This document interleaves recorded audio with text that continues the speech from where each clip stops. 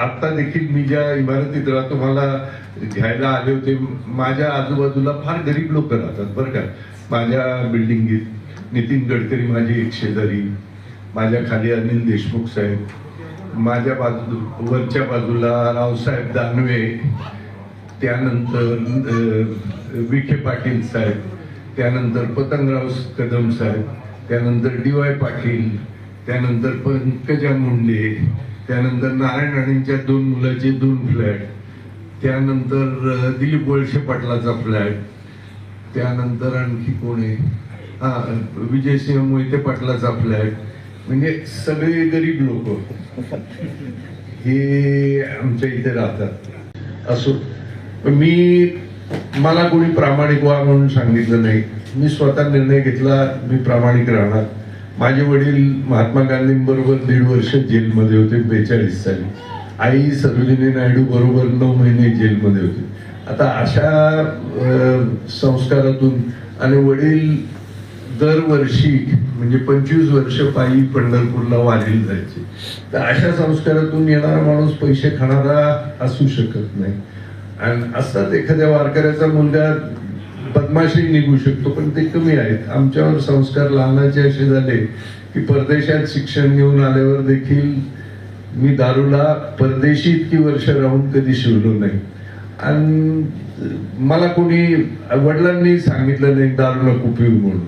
आणि तिथे परदेशात मी प्यालो असतो तर वडिलांना आई वडिलांना कोणाला कळलं बी नसतं. पण आपल्यावर जे संस्कार आहेत, चुकीच्या गोष्टी आपण करू नये हे आपल्याला बालपणापासून ज्ञानबा तुकारामच्या गजरात आपण मोठे झालेलो आहोत. त्याच्यात या गोष्टी आपल्याला कळल्या नाही. आणि म्हणून राजकारणात काही वर्ष राहिल्यावर त्यातून बाहेर पडलो की आपल्याला काही राजकारणातून पैसे कमवायचे नाहीत. आणि इथे येणारा प्रत्येक माणूस ओरबाडण्यासाठीच आलेला आहे. त्यामुळे ह्याच्यामध्ये माझ्यासारख्या माणसाचं कसं काय होणार म्हणून मी त्यातून बाहेर पडलो. आणि म्हटलं की आता लोकांना आपण मदत करायची, कोणत्याही पक्षाशी संबंध ठेवायचा नाही. काय की 100% मतदारापैकी मतदान समजा 70% होतं, त्याच्यात 3 किंवा 4 उमेदवार असतात. त्यापैकी जो निवडून येतो त्याला 20 किंवा 25% मदत होतं. आता 20 आणि 25% मतदान घेतलेल्या माणसाला 75% काही पडलेली नसते. मी 100% लोकांसाठी काम करतो. त्यामुळे मला एका पक्षात राहण्यामध्ये काही इंटरेस्ट नाही. मला सर्व लोकांकरता सगळ्यांचं भलं कशात आहे याच्याकरता मी करतो. हे काही लोकांना कळतं पण काही लोकांना कळत नाही. कदाचित आपले नवीन निवडून आलेल्या पदाधिकाऱ्यांनी कळलं नसेल. असतं तर आज इथे आले असते. फरक नाही पडत कोण येवो किंवा न येवो, तुमची घरं मोठी होणार आणि बिल्डर सांगतो त्याच्यापेक्षा निश्चित मोठी होणार. तुमच्याकडून 1 पैसा न घेता ती घरं मोठी होणार हे मी आता तुम्हाला दाखवून देईन. त्यामुळे तुम्ही त्याची काळजी करण्याचे काही कारण नाही. दलाल लोक काय म्हणतात ह्याच्याकडे मध्ये पडण्याची आवश्यकता नाही. आता आजचा विषय असा आहे की मी बिल्डरांविषयी बोलत होतो. म्हणजे बिल्डर गेल्या पाकिट देतात आणि मिठाईचे डबे. मी निवडून आलो बरं का, 25 वर्षाचं मी. लोकांना विश्वास बसेना की हाच आमचा आमदार म्हणून. ते म्हणायचे वडील येत आहेत का मागून. म्हणजे आमदार म्हटल्यावर थोडा वृद्ध थोडं वय झालेला माणूस. ते म्हणले मीच तो निवडणुकीत तुम्हीच राहिला का, तिथं अजून मिशीन नीट आलेलं नाही म्हणजे. आणि असा मी निवडून आलो आणि लोकांनी मला खूप प्रेम दिलं. तर मी निवडून आल्यावर खूप मोठी मिरवणूक आली. 2-3 हजार लोकांची मिरवणूक माझ्या घरात आली. तर मी मिरवणुकीत सगळ्यांचे आभार मानले आणि सरबत वगैरे सगळ्यांना वाटलं. कारण ओरडून ओरडून घसा सगळ्यांचा निवडून आल्याबरोबर गुलाल उधळला. ओरडून ओरडून पोरं थकली होती. मी घरी आलो. घरी आल्यावर घराबाहेर एक युनिफॉर्म मध्ये मोठा पोलीस अधिकारी उभा होता. त्यांनी मला एकदम कडक सल्यूट मारलं. म्हणले साहेब आपलं अभिनंदन. म्हटलं आभारी आहे. मी या विभागाचा DCP. तुमचा जे मतदारसंघ आहे त्यातली सर्व पोलीस स्टेशन माझ्या अंडर येतात. त्यामुळे मी आपलं अभिनंदन करायला आलो. म्हटलं आनंद आहे तुम्ही आलात. तुम्ही काही तसदी घेण्याची आवश्यकता नव्हती. नाही नाही, आम्हाला आनंद वाटला की तरुण वयाचा माणूस निवडून आला. म्हटलं तुम्ही मोठ्या भावासारखे आहात असं मी त्यांना बोललो. ते म्हणले मी काही मिठाई आणली आहे तुमच्याकरता, तर तिचा स्वीकार करा. म्हटलं बाबा 2000 लोक आहेत, खाली जा आणि त्यांच्यामध्ये वाटून द्या. सगळी पोरं खातील मिठाई, त्यांना गोडाचं, मला गोड आवडत नाही आणि तिखट काही मिठाई नसते. म्हटलं तुम्ही जाऊन त्यांना वाटा. 2 मिनिटं त्याच्या तोंडून काही शब्द फुटेना बरं का. आणि नंतर म्हणला साहेब ही वाटायची मिठाई नाही म्हणले. मिठाई वाटायची नाही तर आणखी कशाची आहे म्हणले. मिठाई येते ती वाटायची, कोणाला स्वतः खायचं नाही, 10 लोकांना वाटायचं नाही म्हणले. ही ठेवायची मिठाई आहे, म्हणजे ही कपाटात ठेवायची मिठाई. म्हटलं म्हणजे काय तुम्ही. आता मी 25 वर्ष अमेरिकेतून शिक्षण घेऊन नुकताच आलेला पोरगा, आणि म्हटलं म्हणजे काय आहे. ते म्हणले तुमच्या मतदारसंघात जे 6-7 पोलीस स्टेशन आहेत, तुमच्या आधी जे आमदार होते त्यांना दर महिन्याला आम्ही जे काही जमा करून द्यायचो त्याच्यावर आता तुम्ही शिकले सवरलेला आहात, परदेशात जाऊन आलेला आहात, महागाई पण वाढली, त्याच्या दुप्पट दिले. म्हणाले हे दर महिन्याला ही मिठाई तुमच्यापर्यंत येईल. म्हटलं हे घेण्यासाठी मला काय करावं लागेल. ते म्हणले नाही नाही नाही, काही करण्यासाठी ही मिठाई नाही. म्हटलं काही न करता मिठाई द्या ना तुम्ही आम्हाला. तर म्हणले हे नाही, तुम्ही काही केलं तर वेगळं. म्हणले ते एक्स्ट्रा.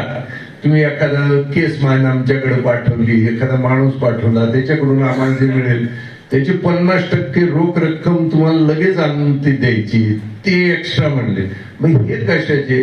म्हणले आम्ही जी काही करतो ना तुम्ही आमच्याकडे लक्ष देऊ नका, त्याच्या करता येईल. म्हणले हे तुमच्याकडे ठेवण्यासाठी मिठाई. म्हटलं ही घेऊन जा आणि तुझ्या कमिशनरला आता फोन करून सांगतो मी की तुम्हाला असं नाही. म्हणले त्यांना पण माहीत असणार ना, सगळेच घेतात आणि तुम्ही बी घेतात. म्हणजे मी विधानसभेत तेव्हा माझी शपथ झाली नव्हती.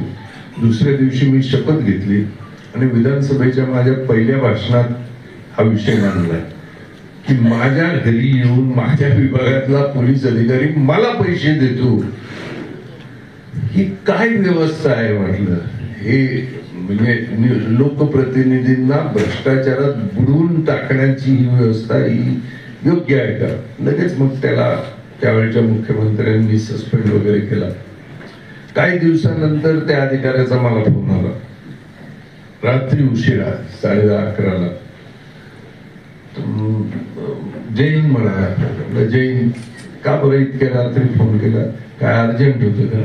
नाही म्हणले अर्जंट नव्हतं पण केला. म्हटलं फोन करायला वेळ असते ना साहेब तुम्हाला, मी दिवसभरात कधी फोन केला, मी माझा फोन स्वतःच घेतो. म्हटलं नाही म्हणले तुम्हाला फोन करण्याची हिंमत झाली नाही. रात्री थोडंसं औषध घेतल्यावर ताकद आली म्हणले बोलायला. आता 2-3 औषधं घेतलेली आहे त्यामुळे तुम्हाला बोला. बोला काय म्हणले आमचं पोलीस खातं तुमच्यावर लय खुश आहे. म्हणून मेहरबान एकदम. का म्हटलं बा माझ्यावर एवढे खुश पोलीस खाते. ते म्हणले तुम्ही सांगा का बरं खुश.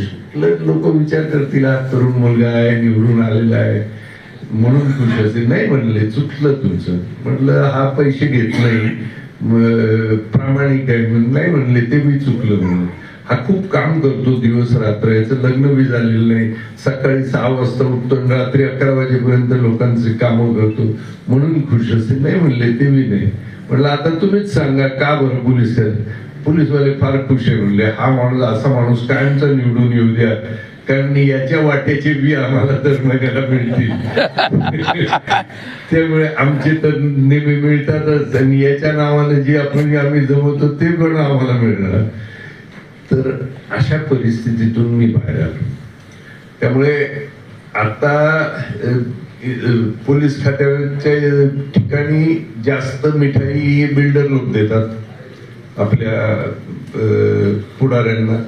काही ठिकाणी पुढारीच बिल्डर असतात. म्हणजे बिल्डरचं फक्त नाव आणि सगळी कंपनी वाटेकरी पुढारी. आपल्याला फक्त तुम्ही करा ना वाटाघाटी बिल्डर बरोबर. अनेक वर्ष मला वाटाघाटी या शब्दाचा अर्थ कळला नाही. मराठी आपला कच्चा आहे असं मी समजतो. का बरं वाटा गाठी?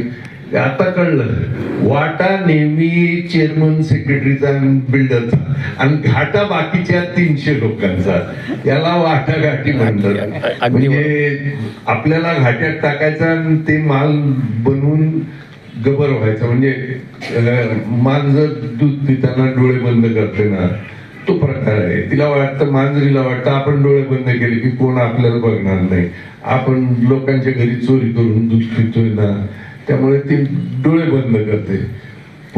पण लोक तिच्याकडे बघत असतात. अशी ही सध्याची परिस्थिती आहे. त्यामुळे बिल्डर ही दलाली करून जितकं तुम्हाला मिळायला पाहिजे त्यापेक्षा कमी तुम्हाला देणार आणि कमी देऊन तुमच्या वाट्याचे पैसे खाणार आणि मग बिल्डरला आणणारे जे दलाल असतात त्यांच्या बरोबर तो वाटा शेअर करणार. हे नव्या मुंबईत फार मोठ्या प्रमाणात रोग लागलेला आहे. या रोगाला आधीचे गावातले रोग वेगळे असायचे, आता नवीन रोग लागलेले बरं का. पूर्वीच्या जमान्यात रोगाला काय, माणसाला कोणीतरी चावायला लागायचं नाही का. तर म्हणजे उंदीर चावला की प्लेग होतो, कुत्र चावलं की पोटात इंजेक्शन घ्यायला लागतं, रेबीज होतो, मच्छर चावला की डेंग्यू किंवा मलेरिया होतो. म्हणजे माणसाला बाहेरून कोणीतरी येऊन चावायला लागतं. आता नवीन रोग लागलेला आहे सर्वत्र नव्या मुंबईत आणि तो आधी चेअरमन सेक्रेटरीला लागतो. त्याचं नाव बिल्डेरिया. तिथं बिल्डर चावतो माणसाला बरं का. म्हणजे तो गपचूप येऊन सांगतो की 10-20 कोटी तुला देतो, बाकीच्यांचा कशाला विचार करतोय, तू तुझा विचार कर. म्हणजे निवडून आला की त्याला वाटतं की मी देव झालो, लोकांनी आपल्याला निवडून दिलेलं आहे, आपण कोणाला तरी बिल्डरच्या घशात ही टाकायची आणि मग आपलं जे काय ते भलं व्हायचं आणि बाकीची दुनिया गेली तेल लावलं. अशा पद्धतीचा हा रोग. आता हा रोग कसा, तर ज्याच्याकडे कधी नीट टेलिफोन नाही तो नवीन फोन घेऊन येतो. म्हणजे समोरून फोन नाही आला तरी लोकांना आपल्या हातात फोन आहे म्हणून दाखवत फिरतो. ज्याच्याकडे घालायला कपडे नाही तो नवीन नवीन कपडे घालायला लागतो. ज्याच्याकडं कधी बसमध्ये जाण्याची सोय नाही तो एकदम ऑटो रिक्षा, टॅक्सी, उबर बिबरचा शब्द बोलायला लागतो. त्याची भाषा बदलते बरं का. म्हणजे 1000 लाख म्हणण्याऐवजी पेटी, खोका असे शब्द त्याचे यायला लागतात. समजायचं की याला बिल्डेरियाचा रोग झालेला आहे. आणि नक्की निदान कशाचं बिल्डेरियाच्या रोगाचं, म्हणजे मलेरिया झाला की रक्त तपासलं की कळतं पॉझिटिव्ह आहे. मग नक्की याला रोग झालाय कशावरून कळायचं. ती एकच त्याच्यामध्ये मार्ग आहे की रात्री गपचूप येऊन सही मागायला लागलाय, समजायचं की याला बिल्डेरियाचा रोग झाला, म्हणजे माल पोचलेला आहे बरं का. तर असं हे मुंबईमध्ये करून लोकांच्या सह्या घेतल्या. कशावर घेतात लोक सह्या? Power of attorney. Power of attorney म्हणजे काय? पॉवर ऑफ अटर्नी म्हणजे ज्या जागेत आपण मेहनत करून कष्टानं जी खोली आपण विकत घेतली ती खोली विकण्याची, गहाण ठेवण्याची, तारण ठेवण्याची सर्व आपण जबाबदारी ज्याला आपण आयुष्यात पाहिलं नाही त्याच्याकडे लिहून देतो. त्याची पॉवर ऑफ अटर्नी. ह्याला पॉवर ऑफ अटर्नी म्हणतात. आणि बिल्डर कसली पॉवर ऑफ अटर्नी घेतो? इरिव्होकेबल पॉवर ऑफ अटर्नी. याचा अर्थ काय की एकदा दिली की मी कधी याच्यातून मागे जाणार नाही. म्हणजे इरिव्होकेबल. म्हणजे भगिनी सांगतील की अग्नीला साक्ष मानून 7 फेरे जरी घेतले आणि नवरा जर येऊन दारू पिऊन मारायला लागला तर डायव्होर्सची तरतूद तरी आहे की बाबा तू मारशील तर मी जाईन डायव्होर्स म्हणून. इथे ती पण तरतूद नाही. बाहेर येण्याची सोयच नाही. एकदा सही दिली की मेला तो. म्हणजे आपण मरेपर्यंत तरी आपण त्याला काढू शकत नाही. आता मी कोर्टात जाऊन ते फिरवलंय मला, तो भाग वेगळा. पण अशावर हे बिल्डर सह्या करून घेतात आणि नेते पण सांगतात कर ना, आपला माणूस आहे, करून टाका विषय, तुला काय, तुझे 10 कोटी देतो, तू बाकीच्यांचा कशाला विचार करतो. तर अशा पद्धतीनं मुंबईमध्ये 5800 प्रकल्पामध्ये लोकांना बुडवले. कसे बुडवले? बिल्डिंगी तोडल्या, जमिनीवरचे पैसे उचलले, यांची घरं सोडून ज्यांना घरं देणार असं सांगून बाकीच्यांकडून पैसे उचलले आणि हे सगळे बिल्डर 12,300 बिल्डर भारताची सिटिझनशिप सोडून परदेशी डॉलरमध्ये पैसे घेऊन पळून गेले. मुंबईमध्ये झालेल्या गोष्टी आहेत. 15-15, 20-20 वर्ष प्रोजेक्ट पूर्णपणे ठप्प झालेले आहे. लोकांना आधी सांगितलं तुम्हाला भाडी मिळवू, हे करून देऊ, नंतर पळून गेले. जे मुंबईत झालेलं आहे ते आता नव्या मुंबईत होण्याला काही वेळ लागणार नाही. त्यामुळे नव्या मुंबईच्या लोकांना याच्यापासून, या धोक्यापासून वाचवण्याकरता मी वारंवार इथे येऊन लोकांना सांगतोय. या उपर कोणाला खड्ड्यात जायचं असेल ते खड्ड्यात जातील. आपल्याला मी माझं काम केलं याचं मला समाधान आहे. किंवा मी लोकांना सांगितलं, एवढं सांगून जरी तुम्हाला खड्ड्यात जायचं असेल तर मी कुठे वाचवू शकणार तुम्हाला. तर हे मुंबईमध्ये झालं. बरं, सगळेच बिल्डिंगी बिल्डर सोडून पळून गेले नाही. 1,000 बिल्डिंगी बिल्डरांनी बांधल्या आहेत. म्हणजे 5,800 ठप्प झाले, पण 1,000 बिल्डिंगी मुंबईत बिल्डरांनी बांधले. आता कशा बांधल्या आहेत तर दर्शनी भागात चक्काचक बिल्डिंग, चांगली वाटणारी, थोडस मजबूत बांधकाम, कशासाठी तर विक्रीला. आणि मागच्या बाजूला आपल्या लोकांना कबुतराच्या खुराडासारखं टाकून द्यायचं की नगास नग, तुम्हाला पाहिजे ना नगास नग देतो. तर ह्या ज्या मूळ रहिवाशांना ज्या बांधलेल्या बिल्डिंग आहेत त्याचा आम्ही सर्वे केला IITच्या यांनी, आणि त्यापैकी 87% बिल्डिंगी या C कॅटेगरीच्या निघाल्या. म्हणजे बांधकाम करत असतानाच आपल्याला बेकार बांधकाम, कारण तुम्हाला घर फक्त द्यायचंय एवढं नावाला आहे, त्याला त्याची कमाई तुमच्याकडून थोडीच आहे. आपल्याला नाव बिल्डरनी काय दिलेलं आहे, फुकटे. या फुकट्यांना टाका रे बाबा कोपऱ्यामध्ये कुठेतरी, आणि मग समोर आपलं चकाचक बिल्डिंग चांगली दिसू द्या, म्हणजे मग फुकटे राहतील मागे कुठेतरी. आणि त्या नव्या बिल्डिंगमध्ये 20,000 25,000 काय जे पर स्क्वेअर फीट मध्ये विक्री काय दर आहे इथे मला माहित नाही. काय किती 25,000 25,000 म्हणजे अडीच कोटी 3 कोटीला विकत घेणारे लोक येतील. त्यांना महिन्याला 20-25,000 रुपये मेंटेनन्स भरणं म्हणजे काय हातचा मळ. 2-2 गाड्याचे मालक. आपल्याला 25,000 रुपये महिना भरणं शक्य आहे का? म्हणजे मग काही दिवसांनी आपण विकून जाणार. मुंबईतून विस्थापित होऊन मुंबईत घर मिळत नाही म्हणून कुठे 4 पैसे जमून आता नव्या मुंबईत तुम्ही कुठे 20-25 वर्षात सेटल झालात. आता इथून पण तुम्हाला हाकलण्याचं म्हणजे आणखी कुठेतरी 3री मुंबईनी 4थी मुंबईनी 5वी मुंबई, म्हणजे वाढवण बंदरात पण आता एक नवीन मुंबई ते करतायत, नेऊन तुम्हाला टाकून देणार तिथे. तर हे जर होऊ नये असं वाटत असेल, आणि जिथं बांधलं तिथं आपले सोडून बाकीच्या घरात कोण कोण येणार, काय येणार? तो गर्दवाला आहे, तो दारूवाला आहे, तो मटकेवाला आहे, तो गुंड आहे, तो जेलमध्ये जाऊन आलेला आहे. जास्तीत जास्त पैसे देणार त्याला तो विकणार बिल्डर. तो थोडं त्याचं कॅरेक्टर सर्टिफिकेट घेणार की गावाकडून सर्टिफिकेट घेऊन ये, तुझ्यावर कोणती केस नाही, त्याला काय फरक पडत नाही. त्याला जो पैसे देईल त्याला देईल. म्हणजे आपण आता कुठे आपल्या 300 लोकांच्या ठिकाणी तुमच्या 300च्या ठिकाणी आणखी 300 येतील, आणि ते 300 जर गुंड प्रवृत्तीचे असतील आणि ते असे असतील की गर्द किंवा म्हणजे रोज रेड तुमच्या याच्यावर बदनाम वस्ती होऊन, म्हणजे इमानदारीनं जगणाऱ्या लोकांना खड्ड्यात टाकण्याचं हे पूर्णपणे बिल्डराचं काम आहे. आता मग या बिल्डराच्या योजनेतून बाहेर पडावं तर काही मार्ग आहे का? मग आम्ही काही लोकांनी बसून वेगळा मार्ग काढण्याचं ठरवलं. त्याच्यातून हा स्वयंविकासाचा मार्ग आहे. स्वयंविकासाचा मार्ग आणि बिल्डराच्या मार्गामध्ये नाटकातली पात्र जी आहेत ना तिथेच काय फरक नाही.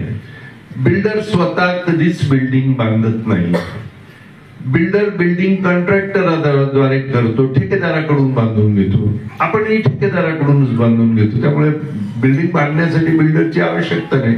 बिल्डरचं बिल्डिंग सुद्धा ठेकेदारात बांधतो आणि आपली बिल्डिंग पण ठेकेदाराकडून बांधतो. पण आपण त्याच्याकडून दलाली घेत नाही. त्यामुळे बांधकामाचा दर्जा चांगला असतो, कारण आपली देखरेख असते त्याच्यावर. बिल्डर आर्किटेक्ट कडून प्लॅन तयार करून देतो, आपणही आर्किटेक्ट कडून प्लॅन तयार करून देतो. बिल्डर लायझॉन वाल्याकडून प्लॅनची मंजुरी घेतो, आपणही लायझॉन वाल्यांकडून प्लॅनची मंजुरी घेतो. फरक फक्त इतका की आता उदाहरणार्थ ती कोणती सोसायटी आपले शिंदे आहेत ती पंचशील सोसायटीमध्ये एक पैसा न देताना सगळे सिडकोची कामं झाली. तुमच्याकडे किती लागली? 14 लाख. 14 लाख म्हणजे तिथं भ्रष्टाचार एक पैशाचा न करता त्यांची सगळी कामं झाली आणि तुमची का नाही होणार नाही? म्हणजे तुम्हाला शेंड्या लावायच्या की एवढे पैसे लागतील आणि हे लागतील, एवढे दिल्याशिवाय त्याची ती फाईल आपली जात नाही. कारण तुमच्याकडून पैसे काढून त्यालाही द्यायचं आणि त्यातला थोडा आपल्याला द्यायचा, हा प्रकार नव्या मुंबईत फार मोठ्या प्रमाणात झालेला आहे. जर त्याच वेळेला स्वयंविकास करून तुम्ही माझ्या बरोबर राहिला असता, ते एक पैसा न देताना तुमचं जे काही कन्व्हेन्स होणं किंवा काय होणं हे आपण करून दिलं असतं. मुंबईमध्ये, नव्या मुंबईमध्ये जिथे जिथे स्वयंविकास करतात तिथे तिथे त्यांना एक पैसा द्यावा लागत नाही भ्रष्टाचाराचा. जो सिडकोला कायद्यानं जो पैसा द्यायचा आहे किंवा स्टॅम्प ड्युटी भरायची आहे ती ठिकाणी मी थांबवू शकत नाही. पण भ्रष्टाचाराचे पैसे, चंद्रशेखर प्रभू आला म्हणजे भ्रष्टाचारवाला पळून जाणार तिथून. कारण मी म्हणणार माझ्याकडे दिलेत त्यांनी पैसे, सांग तुला किती पाहिजे ते. हे सांगितल्याबरोबर त्याची हिंमत नाही होत. बरं का, किती मोठा तिस्मार खान असेल, नंगे से खुदा भी डरता है. जो माणूस प्रामाणिक आहे त्याला हे सगळे घाबरत असतात बरं का. आणि त्यामुळे मी स्वतः जाऊन तिथं बसतो आणि कामं करून घेतो किंवा फोन करतो किंवा त्याला जे काही कानामध्ये मंत्र सांगायचा असतो तो मी सांगतो. त्यामुळे लोकांची कामं होतात. आणि आपण ठरवायचं असतं की आपण चुकीचं काय मागतोय का नाही ना. मग त्याला पगार कोण देतो? आपणच देतो ना. आपण दिलेल्या टॅक्स मधून त्याला पगार मिळतो. मग त्याला वेगळा भ्रष्टाचार देण्याचे काय, त्या पगारातच त्यांनी हे काम आपल्याला केलं पाहिजे. अशा पद्धतीनं आपण करतो. त्यामुळे प्लॅन मंजूर आपण अशा पद्धतीने करून देतो. अंडर द टेबल बिबल, इंग्लिश न येणारे सुद्धा, साहेब अंडर द टेबलचं काय म्हटलं, त्याचं स्पेलिंग तरी येतं का बडवे? तर आमच्याकडे कोण अंडर द टेबल बिबल काही देत नाही. जे काय आहे ते त्याला हात जोडून सांगायचं, कोणाला शिवीगाळ करायची नाही. साहेब तुम्हाला जर पैसे वगैरे पाहिजे असतील, आमची संस्था आहे, आमचे 300 सभासद आहेत, तुम्ही आम्हाला जरा रायटिंग मध्ये द्या की किती पर स्क्वेअर फीट तुमचा रेट आहे. आम्ही ते जनरल बॉडी मध्ये मांडतो आणि मंजूर करून तुम्हाला चेक देतो. काय आनंद आहे. ते कधी देणार नाही. आणि आम्हाला प्रभू साहेबांनी सांगितलं की चेक शिवाय वेगळ्या कोणत्या मार्गाने आपण कोणाला पेमेंट करायचं नाही. तुमचं जे काही मागणी असेल ती सांगा, ती आम्ही आमच्या सर्वसाधारण सभेत मंजूर करतो. अशा पद्धतीनं आपण प्लॅन मंजूर करतो. आणि एक्स्ट्रा एरिया जे झाले ते बिल्डर विकतो आणि त्यातून कमाई करतो. आपण पण आपली एक्स्ट्रा एरिया विकूनच कमाई करत असतो. फरक इतका की त्या प्रॉपर्टी मधून बिल्डर पूर्णपणे फायदा घेऊन जातो आणि आपण स्वयंविकासात करतो त्यावेळेला तो फायदा आपल्या मेंबर्सना मिळतो. आता हे कॅल्क्युलेशन मी बोर्डावर थोड्या वेळाने करून दाखवणार आहे की जेणेकरून तुम्हाला कळेल की काय बिल्डर किती गरीब आहे आणि बिल्डर जे आपल्याला देतो त्याच्यात कसं त्याला लॉस होतोय असं ते सांगतात. तर किती लॉस होतो, काय होतो याचं कॅल्क्युलेशन प्रत्येकाने हे कॅल्क्युलेशन आपल्या वहीत ते लिहून घ्यावं. म्हणजे घरामध्ये 8वीत असणारी मुलगी गणित येत असेल तर तिने आई वडिलांना करून दाखवलं पाहिजे की मला इतकी एरिया मिळेल, इतका एरिया मिळायला पाहिजे, माझ्या हक्कावर गदा येते मी करू देणार नाही. अशा पद्धतीचं काम हे आपण करणार आहोत. त्यामुळे बिल्डर देतो त्यापेक्षा अधिक एरिया, बिल्डर देतो त्यापेक्षा उत्तम प्लॅन, बिल्डर देतो त्यापेक्षा जास्त एरिया, बिल्डर देतो त्यापेक्षा चांगल्या प्रतीचं बांधकाम, बिल्डर देतो त्यापेक्षा वेळेवर बांधकाम आणि मेन बिल्डर कधीच देत नाही तर स्वयंविकासात मेंटेनन्स फ्री आपण कोणत्याही परिस्थितीत नंतर किती मेंटेनन्स असो, 10,000 असो, 5,000 असो, 15 असो, 20 असो, ती सोसायटी भरणार, आपण भरणार नाही. अशा पद्धतीची योजना जर हवी असेल तर स्वयंविकास करणं हे आवश्यक आहे आणि त्या स्वयंविकासाच्या माध्यमातूनच ते होणार. आता गव्हर्नमेंटला हे लक्षात आलं की चंद्रशेखर प्रभू चळवळ उभी करतायत आणि सर्व ठिकाणी त्यांना ऐकायला लोक येत आहेत, माणूस प्रामाणिक आहे, त्याला विकत घेता येत नाही, म्हणून मग गव्हर्नमेंटने सांगितलं की आम्ही पण कायदा करतो. त्यांनी कायदा केला. काय कायदा म्हणते? वन विंडो सिस्टीम, म्हणजे एक खिडकी योजना. आपल्याला मंजुरी पाहिजे तर सर्व कागदपत्र सरकारी काय आहे अधिकाऱ्याला द्यायचे, तो जितके टेबल असतील त्याच्यावर जाऊन मंजुरी घेऊन येणार. आपल्याला काही करायचं नाही. 6 महिन्यामध्ये पूर्ण मंजुरी येईल. नाही आली तर मंजुरी मिळाली, डीम्ड अप्रुव्हल, म्हणजे आपल्याला मानीव मंजुरी मिळाली असं समजून आपण बांधकाम करू शकतो. Point number 1. पॉइंट नंबर 2, जितका एरिया बिल्डरला मिळतो त्यापेक्षा 10% अधिक एरिया हा आपल्याला मिळणार. हा पॉइंट नंबर 2. आता पॉइंट नंबर 3, आपण बिल्डरकडे गेलो नि आपल्याला बिल्डरनी 400 फूट एक्स्ट्रा दिले समजा, तर ते 25,000च्या दराप्रमाणे त्या 400 फुटाची किती किंमत होते? 1 कोटी रुपये. त्या 1 कोटीवर आपल्याला 6% स्टॅम्प ड्युटी भरायला लागते. बिल्डरकडे गेलात म्हणजे 6 लाख रुपये आपल्याला भरायला लागते. स्वयंविकासात किती एक्स्ट्रा एरिया घेतला आपण, किती 1000 घ्या, 2000 घ्या, 5000 घ्या, आपल्याला फक्त 1000 रुपये स्टॅम्प ड्युटी भरायला लागते. त्यानंतर जीएसटी, जो जीएसटी बिल्डरला भरायला लागतो आपल्याला तो 50% माफ होतो. त्यानंतर TDR जे सिडको कडून विकत घ्यायला बिल्डरला लागतं आपल्याला तो 50% मिळतो. त्यानंतर प्रीमियम जे बिल्डर भरतो ते आपण 50%. त्यानंतर लँड अंडर कन्स्ट्रक्शन टॅक्स ते आपल्याला 50%. म्हणजे स्वयंविकासाला इतके फायदे दिले. आपण कर्ज घेतलं तर कर्जाच्या व्याजावर जे टक्के आपण व्याज देतो त्याच्यातून 4% व्याज गव्हर्नमेंट भरणार, बाकीचे आपण भरायचे. म्हणजे 12% व्याजानं आपण घेतलं तर गव्हर्नमेंट 4% भरणार. हे कोण म्हणतंय? मी नाही म्हणत, हे सरकारी कायदा म्हणतो. आता हा कायदा तुम्हाला कुठून मिळणार, कुठे आहे कायदा, आम्ही कसा विश्वास ठेवायचा, तर लिहून घ्या. 13 September 2019 GR on self redevelopment, department of housing, government of Maharashtra. हे गुगल मध्ये टाईप करा, हा कायदा येतो. तो कायदा आला की त्या कायद्यावर, तो कायदा आला की त्या कायद्यावर तुम्हाला वाचता येईल.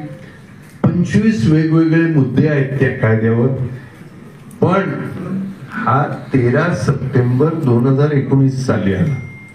आज आपण कोणत्या इसवीत आहोत? आज 2025 आणि आता 4 दिवसांनी 2026 मध्ये, किती 6 वर्ष झाली. अजूनपर्यंत त्याची अंमलबजावणी झालेली नाही. कायदा काढला पण नव्या मुंबईमध्ये बिल्डर आणि तुमच्या नेत्यांनी मिळून जाम करून ठेवलेलं आहे की या कायद्याची अंमलबजावणी करू नका. जेव्हा केव्हा राजकीय पुढाऱ्यांना पैसे पाहिजे असतील ते बिल्डरांना सांगतात आता कायद्याचं चालू आहे अंमलबजावणी करायचं, बिल्डर लगेच घेऊन जा, घे बाबा 2 कोटी, घे बाबा 5 कोटी, पण या कायद्याची अंमलबजावणी करू नको. म्हणजे मला माझे आई सांगत होती की हे मध लावायचं आणि कायमचं हे दाखवायचं, कोणी आलं की मध दाखवायचं. तर हे म्हणजे गाजर लटकवणं आणि कोपऱ्याला मध असं आपल्याला दाखवतो. 2019 साली हा कायदा आला तेव्हा 19 साली निवडणुकीमध्ये सांगितलं कायदा आणलेला आहे, या कायद्याची अंमलबजावणी करतो. मतं मिळाली, अंमलबजावणी झाली नाही.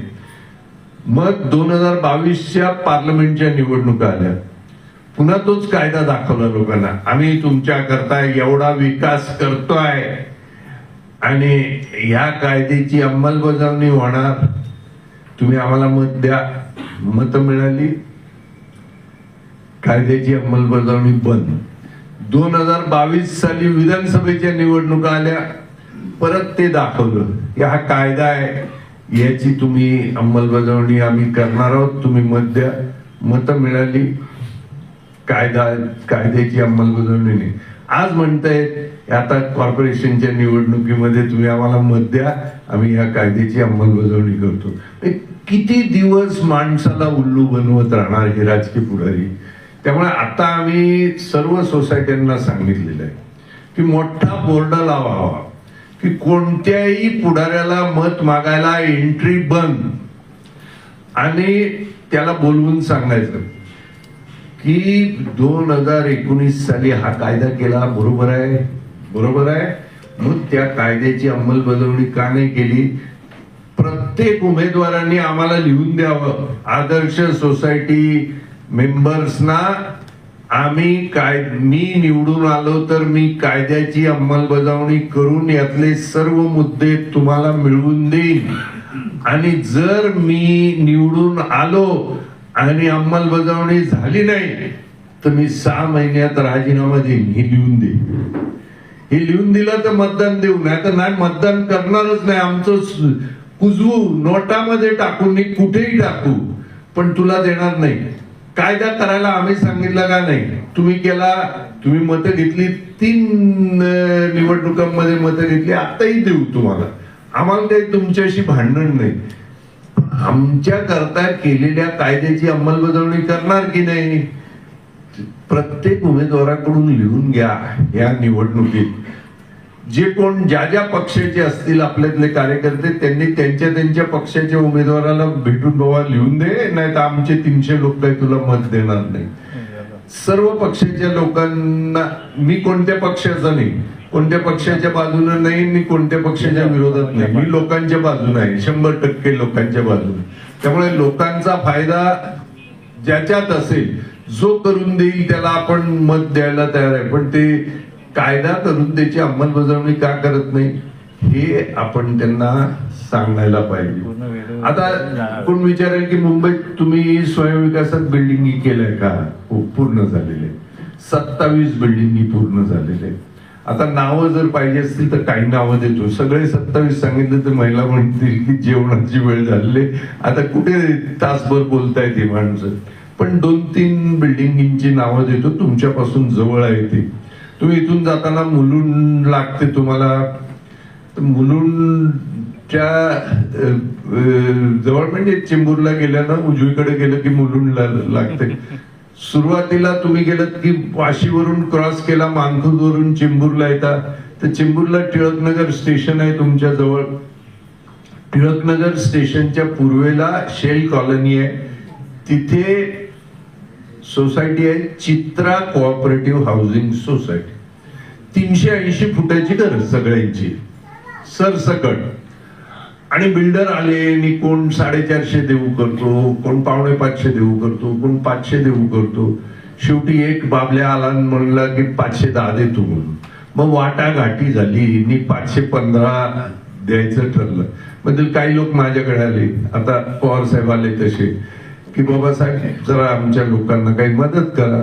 तर म्हटलं मदतीची तुमची तयारी आहे का? मी मदत करायला बिलकुल तयार आहे, पण तुमची तयारी का? हो आहे म्हणले. पण बिल्डर आम्हाला 515 देतो.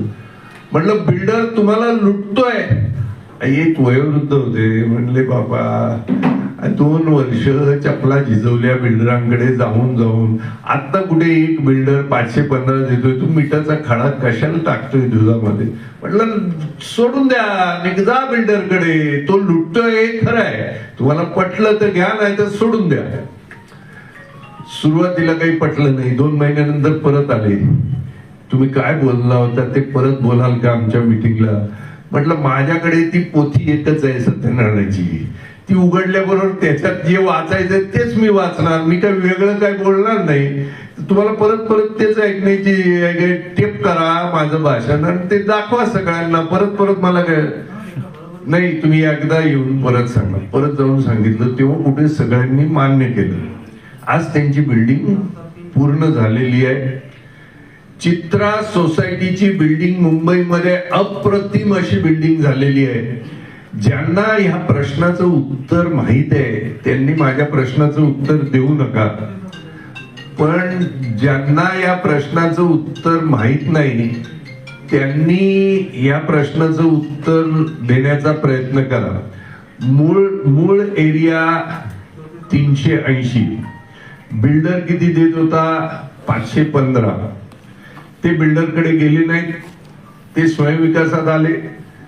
एकाही माणसाने एकही पैसा काढला नाही, त्यांना भाडी सोसायटीने दिली आणि नवीन बिल्डिंग उभी राहिली 25 मजल्याची आणि ते त्या बिल्डिंग मध्ये आज राहत आहेत. तर कोणी सांगा 380 बिल्डरनी 380 मूळ बिल्डर 515 देत होते स्वयंविकासात. आता ते घरामध्ये आहेत, मी काही घर त्यांचं मोठं पण करू शकत नाही, लहान पण करू शकत नाही. किती एरिया मिळायला पाहिजे सांगा, कोणी सांगू शकाल? बोली कोण लावेल? किती एरिया मिळायला पाहिजे? 700. आणखी कोण आहे का? त्यांनी 700 ची बोली लावली, उत्तम बोली लावली. आणखी कोण आहे का? कोण बनेगा करोडपतीचा खेळ नाही, पण एक मिनिट.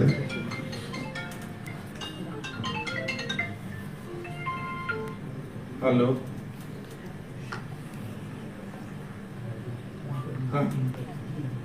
हम मेडिसिन घर पे बेल बजाओ, अगर घर पे किसी कोई नहीं लेगा तो दवा नीचे वॉचमैन को दे.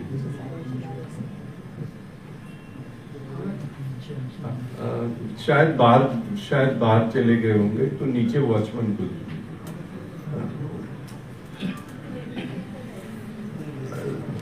तर काय म्हणत होतो मी? 700. हा, तर आता उत्तर तर दिलं पाहिजे. 1250 स्क्वेअर फीट कार्पेट एरिया प्रत्येकाला मिळालेला आहे. जा आणि मोजून बघा. वा वा वा वा वा. आणि हे सगळं काम करणारे कृष्णकांत कदम आहेत. जसे इथे आमचे अशोक साहेब आहेत ना, तसे कृष्णकांत कदम काय करतात? कृष्णकांत कदम फार्मास्युटिकल कंपनीमध्ये मेडिकल रिप्रेझेंटेटिव्ह, म्हणजे काय, डॉक्टरांकडे बाहेर बसून त्यांना सॅम्पल देण्याचं काम करत होते ते. आजही ते तेच करतात. त्यांना बिल्डरनी गपचूप बोलवलं आणि सांगितलं 25 कोटी देईल, पण प्रभू साहेबाला आणू नको इथे. ते म्हणले नाही, मला 25 कोटी घेऊन मी बसेल. म्हणलं तुझी मुलगी आर्किटेक्ट झालेली आहे, तिला परदेशात जाण्याचं फ्री तिकीट आणि तिथे शिक्षणाचा खर्च माझा 25 कोटीच्या वर, आणि तुला पाहिजे तिथे घर घे. हे कृष्णकांत कदमला सांगितलं. कदम म्हणाल नाही, मला पैसे घ्यायचे नाहीत, प्रभू साहेब इमानदार माणूस आहे, जे काय मिळेल ते सगळ्यांना मिळेल, मला नको. आज त्यांची बिल्डिंग पूर्ण झालेली आहे आणि कृष्णकांत कदम अजूनही त्याच पदावर आपली स्कूटर घेऊन डॉक्टरकडे जाऊन सॅम्पल देण्याचा काम करतात. 1250 मिळाले हे ठीक आहे, मेंटेनन्स फ्री झालं हेही ठीक आहे, कायमचं मेंटेनन्स फ्री त्याच्यावर. आता ऐकलं, ज्यांना छातीत धडधडायचं आहे त्यांनी त्या हात ठेवा. चित्रा सोसायटी मध्ये कृष्णकांत कदमांना आणि सर्वांना दर महिन्याला 40,000 रुपये पेन्शन मिळतं. पेन्शन नोकरीतून. आता ते तुमचं कॅल्क्युलेशन मी करून दाखवतो. ते हे कॅल्क्युलेशन सगळ्यांनी समजून घ्या. तुमच्या जागेमध्ये काय सोनं आहे हे तुम्हाला दाखवणार. हे झालं. आता मुलुंडला आहे पूर्वरंग सोसायटी, त्यांच्याकडे 370 होते, त्यांच्याकडे 1150 स्क्वेअर फीट आणि प्रत्येक व्यक्तीला 30 लाख रुपये कॉर्पस मिळालाय. म्हणजे मेंटेनन्स जाऊन जे काय पैसे दर महिन्याला व्याजाचे मिळतात ते त्यांना खर्चाला मिळतात. विलेपार्लेला 400 फुटाच्या घराच्या ठिकाणी 1450 स्क्वेअर फीट मिळालेले. आणि सगळ्यात शेवटचं म्हणजे सिद्धार्थनगर 250 स्क्वेअर फीट पत्रा चाळीमध्ये राहणाऱ्या लोकांना किती मिळावं सांगा? 250 स्क्वेअर फीटचे. सिद्धार्थनगर नंबर 5, त्याचे अध्यक्ष संदीप पाटील सॉफ्टवेअर इंजिनियर आहेत. किती मिळावा 250च्या ठिकाणी 750 650 म्हटलं 1880 2 बेडरूमचे 3 फ्लॅट त्यांना वा, वा, मिळत आहेत. वा, वा, वा. त्यांची अजून बाकीच्या 3 बिल्डिंगी ज्या सांगितल्या त्या बांधून तयार आहेत. यांची बिल्डिंग अजून बांधलेली नाही, फक्त प्लॅन मंजूर झालेला Very आहे, good. म्हाडाला सबमिट झालेला आहे. तुम्ही जाऊन यांना भेटा. म्हणजे काय, जसं तुमची सिडकोची जमीन आहे तशी त्यांची म्हाडाची जमीन आहे. पूर्ण माहिती मिळेल. कॅल्क्युलेशन केल्यावर तुम्ही ठरवायचं. मी काय देणारा नाही, ठरवायचं तुमच्या 300 लोकांनी ठरवायचं की तुम्हाला किती पाहिजे. तुम्ही फक्त कॅल्क्युलेशन, गणित. हे बघा, हलवा असला तर त्याला किती द्यायचं, पापलेट असेल तर त्याला किती द्यायचं, बांगडा कसा स्वस्त मिळतोय तुम्हाला कळतं ना. तसं मी कॅल्क्युलेशन करायला शिकवतो. ते नीट कॅल्क्युलेशन म्हणून शेपूची भाजी स्वस्तामध्ये असते का महागात असते हे तुम्हाला जास्त कळतं. तसं बिल्डिंगचे काय दर आहेत ते इथे म्हणून मी हा बोर्ड आणला आहे की तुम्हाला हे सगळं आम्ही दाखवून देऊ. आता शेवटचा विषय मी सांगेन, त्यानंतर कॅल्क्युलेशन घेऊ. पैसे कुठून येणार हे प्रत्येक जण. स्वयं विकासामध्ये एकाही व्यक्तीला जे फुकट एरिया मिळतो त्याच्याकरता एकही पैसा काढण्याची आवश्यकता नाही. लक्षात आलं तुमच्या? एकाही माणसाला जो फुकट एरिया मिळतो त्याच्याकरता एकही पैसा काढण्याची आवश्यकता नाही.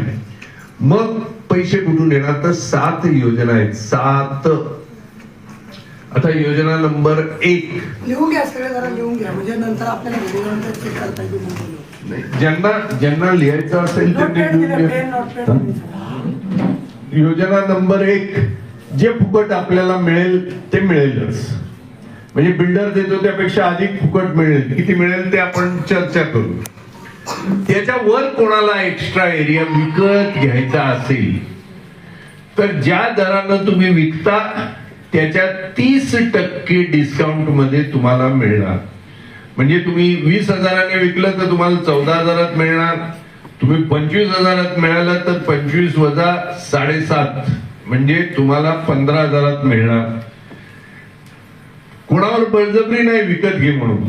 ज्याची ऐपत आहे, मला 100 फूट अधिक विकत घ्यायचे आहेत तर 100 फुटाला 25 लाखच्या ऐवजी मला 15 लाखात मिळणार.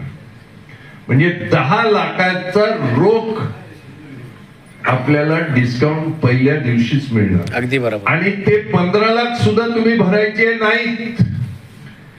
तुम्ही फक्त त्याच्या 15 लाखाच्या 20% म्हणजे 3 लाख रुपये हे कोणाकडे भरायचे? आपल्याकडे नाही. सिडको जेव्हा मागेल तेव्हा सिडकोला भरायचे. कोणत्याही चेअरमन सेक्रेटरीवर विश्वास ठेवून पैसे सोसायटीकडे भरायचे नाही, ते सिडकोला भरायचे. आणि ते सिडकोला भरले, उरलेले तुम्हाला व्याजानं मिळतील. होम लोन मध्ये 7% व्याजानं. आणि त्यातून गव्हर्नमेंटनी जर 4% माफ केलं, अजून काही केलेलं नाही. आता किती दिवस आपल्याशी खेळ खेळतंय गव्हर्नमेंट मला माहित नाही, पण जर त्यांना बुद्धी चांगली सुचली तर आणखी कमी मध्ये केलं. नाही जरी गव्हर्नमेंट मध्ये केलं, आता चित्रा सोसायटी आणि या सोसायटीमध्ये गव्हर्नमेंटच्या GR काही फायदा झालेला नाही. फायदा झाला असता तर 1250 ठिकाणी मी 1400 ते 1500 दिले असते. सिद्धार्थनगर मध्ये आजही त्यांनी जर फायदा दिला ते आता त्याचीच वाट बघतायत की फायदा होणार की नाही. झाला तर 1800 नाही, त्यांना 2000 स्क्वेअर फीट मी देईन. अशा पद्धतीनं. आणि एवढं करून 65 लाख रुपये सिद्धार्थनगर मध्ये प्रत्येक रहिवाशाला 250 स्क्वेअर फीटच्या ठिकाणी मिळते. संदीप पाटील, कधी तुम्हाला वेळ मिळाला तर त्यांना आपण इथे बोलवू आणि तुम्ही त्यांचा सत्कार करा की इतकं मोठं त्यांनी काम केलं आणि कसं केलंय ते सांगतील. मराठीच आहेत त्यामुळे तुमच्याशी बोलतील ते. चालेल चालेल. तर ही योजना नंबर 1. आता योजना नंबर 2, तुमची मुलं लहान घर आहेत म्हणून घर सोडून गेली, मुलीचं लग्न झालं ती वेगळी झाली. आता जाव्याला जर तुमची बिल्डिंग नवीन बांधताना ह्याच बिल्डिंगीत घर पाहिजे असेल किंवा मुलाला परत इथे यायचं असेल आणि वेगळं घर विकत घ्यायचं असेल, वडिलांचं घर वेगळं पण मला माझं घर मी जिथे लहानाचा मोठा झालो तिथे पाहिजे आहे, तर ज्या दरामध्ये बाहेरच्याला तुम्ही विकाल त्याच्या 20% मध्ये तुमच्या मुलाला फ्लॅट मिळेल. म्हणजे त्याचा सध्याचा फ्लॅट त्याला तारण ठेवता येईल, गहाण ठेवता येईल आणि बाकीचे त्याला कर्ज मिळून इथेच त्याला तुमच्याच बिल्डिंगीत घर मिळता येईल. ही योजना नंबर 2. आता योजना नंबर 3, मेंबरचे भाऊ बहीण किंवा मेंबरच्या मिसेसचे आई वडील भाऊ बहीण त्यांची मुलं किंवा नातवंड यांना जर फ्लॅट विकत घ्यायचा असेल तर 15% डिस्काउंट. Scheme number 3.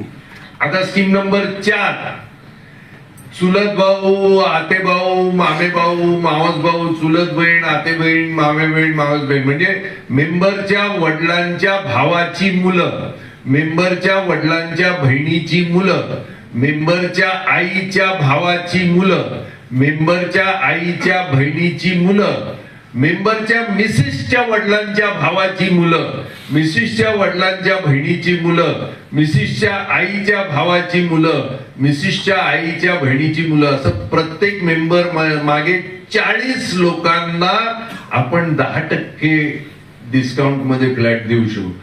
पहिली योजना 30% मेंबरला आपलं घर मोठं करण्याची. दुसरी योजना मेंबरच्या मुलांना जर फ्लॅट पाहिजे असेल किंवा मेंबरला स्वतः वेगळा फ्लॅट पाहिजे असेल तर तो 20% डिस्काउंट. तिसरी योजना मेंबरचे भाऊ बहीण, सासू सासरे, मेवणा मेवणी त्यांना 15% डिस्काउंट. आणि चौथं जे सगळे सोयरे आहेत म्हणजे चुलत भाऊ, मावस भाऊ, मामाची मुलं, आत्याची मुलं या सगळ्यांना 10% डिस्काउंट. ही झाली 4 योजना झाल्या.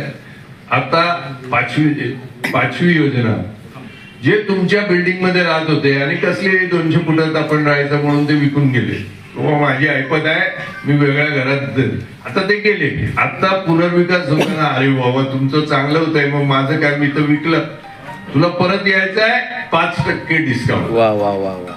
ये परत आमच्या बरोबर होतास तू, तेव्हा विकून गेला, तुला जे काय असेल ते, आता तुला मोठं घर पाहिजे, तुला विकत घ्यायचं, सध्याचं तुझं घर विकत घे आणि ये आणि 5% डिस्काउंट मध्ये तुला घर देऊ. ही 5वी योजना. आता 6वी योजना, बिल्डरकडे जा किंवा आपण स्वतः केलं तरी आपली घरं कशी मिळणार, लॉटरीने मिळणार. प्रत्येकाने लॉटरी काढायची, ज्याचा जो फ्लॅट मिळेल तो लॉटरीनं. आपल्याला सिडकोनी पण घरं दिली ती लॉटरीनच दिली किंवा सुरुवातीला पण आपण आपापली घरं जी काही घेतली ती त्या पद्धतीने घेतली. आता पण नवीन घर मिळणार लॉटरीने घेणार. पण कुणी म्हणेल नाही आता मला नवीन घर पाहिजे, माझा वाढदिवस 9 तारखेला आहे, मला 9वा मजला पाहिजे. कोणी भगिनी म्हणतील नाही माझ्या घरामध्ये रोज सकाळी माझ्या किचन मध्ये पूर्वेचं ऊन यायला पाहिजे, माझं किचन पूर्वेकडे दिसलं पाहिजे. कोण भगिनी म्हणेल की नाही माझ्या घरून मला रस्ता दिसला पाहिजे असं घर पाहिजे. कोण म्हणेल मला पश्चिमेची हवा चांगली येते ते व्हायला पाहिजे. कोण म्हणेल माझ्या घरातून व्ह्यू चांगला दिसणारा असं घर पाहिजे. कोण म्हणेल मी वास्तूवर विश्वास ठेवतो, माझं घर वास्तू कंप्लायंट असलं पाहिजे. कोण म्हणेल माझे गुरु आहेत त्यांनी मला जो आकडा दिला त्या आकड्याचं घर दिलं तर त्यातून मला लाभ होणार आहे आणि म्हणून हे पाहिजे. हे सगळ्यांना ही घरं मिळू शकतील म्हणजे लॉटरी न करताना. पण आता तुम्ही टेलिफोन मध्ये जर शेवटचे 3 नंबर 0 पाहिजे असतील तर त्या अंबानीला जास्त पैसे देताना, गाडीवर 001चा नंबर पाहिजे तर RTO ला पैसे देताना तुम्हाला कोणता आकडा पाहिजे, तशा पद्धतीनं तुम्हाला फ्लॅट पाहिजे ना तर संस्थेला 5 लाख रुपये कर्ज, आपल्याला दान नको. तिथे आपण जे देतो अंबानीला देतो किंवा यांना देतो ते दान देतो, ते परत कधी मिळत नाही. हे सुरुवातीला सिडकोला पैसे भरण्याकरता जेव्हा कर्ज आपल्याला घ्यायला लागतो, बाहेर कर्ज न घेताना 300 लोकांनी हे पैसे नाही भरायचे. त्यापैकी जे 30-40 देवांनी तुम्हाला 4 पैसे दिले आहेत, तुम्हाला चांगला फ्लॅट तुम्हाला पाहिजे तो चॉईसचा फ्लॅट पाहिजे तर तुम्ही 5 लाख रुपये दिले, ते 5 लाख व्याजासह तुम्हाला परत मिळणार. व्याज म्हणजे तुम्हाला 5%, 8%, 10% नाही, जे संस्थेला व्याज मिळेल ते खर्च काढून जे उरतील ते व्याजासह तुम्हाला आम्ही परत देणार. हा, हे झालं. आणि तुमच्या नातेवाईकांपैकी ज्यांना कोणाला फ्लॅट पाहिजे त्या सगळ्यांना 7% व्याजानं कर्ज मिळवून देण्याची जबाबदारी आमची. त्यामुळे अशा ह्याच्यातून सुरुवातीचे पैसे येतात. एकदा सिडको कडून परवानग्या मिळाल्या की मग बाहेरच्यांना बुकिंग घ्यायला आपण मोकळे होतो. बुकिंग जसं बिल्डर बुकिंग घेतो आणि त्या पैशातून काम करतो तसं आपण काम करू शकतो. त्यामुळे एकाही मेंबरनी 1 पैसा न देताना, काय एसी बंद केला का त्यांनी? आपली वेळ संपली की काय? थोडं गरमी होते म्हणजे इथे इतके लाईट्स आहेत ना, त्यामुळे थोडं या बाजूचं थोडं चालू करा. जास्त जोर मोठा नका देऊ, पण मला गरम गरम व्हायला लागेल. तर या योजनेतून हे होईल. आता आपण कॅल्क्युलेशन कडे जाऊ. हे बघा, ज्यांचं मन थोडं दुबळं आहे किंवा ज्यांना ब्लड प्रेशरचा प्रॉब्लेम आहे त्यांना आनंदानं काहीतरी होण्याची शक्यता आहे की मला इतकं मिळणार. त्यामुळे हे कॅल्क्युलेशन आपण करणार आहोत, तर थोडी काळजी घ्या. त्यामुळे तुमची खरी परिस्थिती काय आहे, आधी बिल्डरांची योजना काय आहे त्याचे कॅल्क्युलेशन करू आणि नंतर स्वयं विकासात. आता कोण लिहिणार? कोण लिहिणार?